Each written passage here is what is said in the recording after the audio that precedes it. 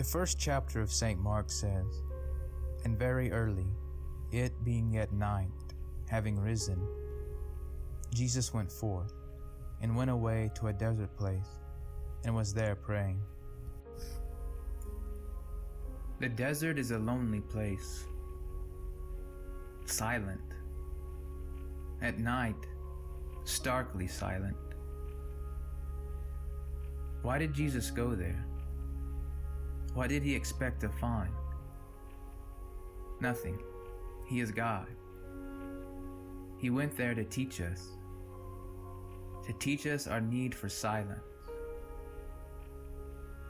The soul communicates to God in silence. For as St. John of the Cross says, silence is God's first language.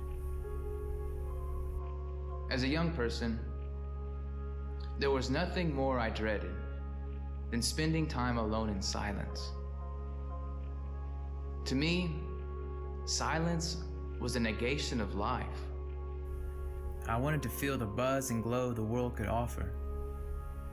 Silence was boring, painful, a punishment, only to be succumbed to from sheer exhaustion. But at 24, I began to realize life had certain expectations, and I wasn't ready to meet them. I could only look back on a wasted adolescence. I'd given my strength away. I didn't have the grit to meet the challenge of life. I guess I was expecting to one day snap my fingers and make myself responsible. It doesn't work that way. What does a man do when he finds he doesn't have what it takes? Too often he hides himself in shame, pacifying his ego with narcissistic dreams. Or worse, he fakes it and tries to live out those dreams. But God offers another way. He offered me another way. He invited me to walk with him along the desert way to learn about the power of silence. The prophet Isaiah said, "In the desert there is a highway. It is called the Holy Way." Silence is the desert of the soul. Through silence, we strip ourselves from those things that rob us of our strength. Saint Teresa of Avila describes the soul as an interior castle. The most exterior portion of the soul is our sense life. Through our senses, we interact directly with the world.